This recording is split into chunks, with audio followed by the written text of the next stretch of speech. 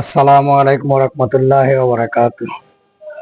যারা আওয়ামী লীগের রাজনীতির সাথে জড়িত তাদেরকে একটা উদ্দেশ্য করে বলতে চাই, ভাই আপনারা কি বুঝে এই যে ফেরাউন মার্কা রাজনীতির সাথে জড়িত, কি বুঝে এই ফেরাউন মার্কা রাজনীতি করেন? এই যে 91 সাল থেকে হুঁশ জ্ঞান হয়েছে ধরে যে সরকারগুলা ক্ষমতা নিজে সরাসরি দেখে আসছি, এবং যারা রাজনীতির সাথে জড়িত কিভাবে চলছে 91 থেকে যখন 96 পর্যন্ত প্রায় বিএনপি সরকার ক্ষমতা ছিল, খালেদা জিয়ার ভাষা, বক্তব্য, কথা দেখেন কি রকম, কি স্পষ্ট, কি ভদ্রতা। হম এরপর 96 থেকে 2000 সাল পর্যন্ত যখন কালো টুপি মাথায় দিয়ে হাসিনা ক্ষমতা আসছে, সিলেটে হজ করিয়া, কালো ক্যাপ লাগাইয়া, হম বোগরা লাগাইয়া হজ করে আসছে, সব ভালো হয়ে গেছে মানুষের কাছে। মোটামুটি ইসলামের দোয়াই দেখি ক্ষমতা আসছে। ক্ষমতা আসে যে অত্যাচার গুলো করছে 96 থেকে 2000 সাল পর্যন্ত, আপনারা কি এগুলি মনে আছে আপনাদের? এগুলি একটু তো হিসাব করে দেখবেন, কারণ সব কথা ভেঙ্গে ভেঙ্গে বললে ওই যে 6 মাসও শেষ হবে না কথা হাসিনা যা করছে তা বললে।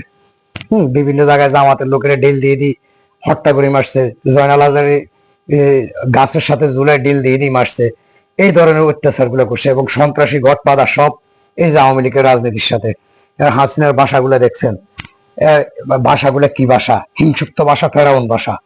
ফেরাউন এবং কাপের থেকে ভাষা খারাপ, নমরুদের থেকেও ভাষা খারাপ। তো এই ধরনের ভাষা রাজনীতি। এবং খালেদা জিয়ার ভাষা দেখেন, এখন তরুণ প্রজন্মে আসি, তারেক জিয়ার ভাষা দেখেন, তারেক জিয়া ভাষা, ভদ্রতা, কোয়ালিটি দেখেন। যাকে দেখি আমরা সবাই একটা দলকে রাজনীতি করব, যার কোয়ালিফাই, তার কোয়ালিফাই গুলো দেখবেন। শুনছি শেখ হাসিনা পিএইচডি লাগাইতে লাগাইতে অনেকগুলো পিএইচডি লাগালো, তো এই পিএইচডির নাম কি? এই যে কোন কলেজের পিএইচডি লাগাইছে সে নিজেও করতে পারবে না।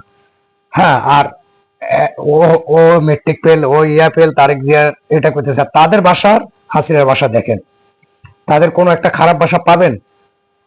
খালেদা জিয়া এবং তারেক জিয়ার কখনো একটা স্পষ্ট হিংসুক্ত ভাষা এবং প্রতিহিংসা ভাষা পাচ্ছেন আজ পর্যন্ত?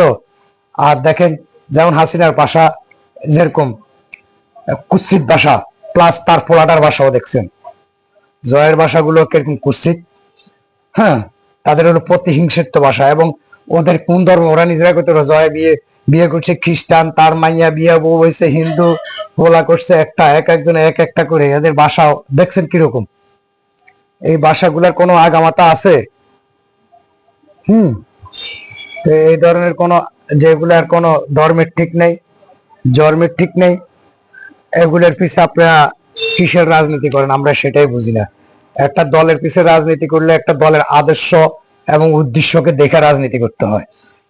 হ্যাঁ, এত কুচ্ছেদ ভাষার রাজনীতি। আর এখনো যে হাসিনা পলায় থাকে, আপনাদের যারা দল করতেছেন তাদেরকে যে এক একটা উস্কানি দিয়া দিয়া তাদেরকে যেভাবে তাদের ক্ষতি করতেছে, এদেশে যারা আসছিল সাধারণ রাজনীতি করছে সবাই তো আর ক্ষতিকর না, সবাই তো আর খারাপ কাজ করেনি।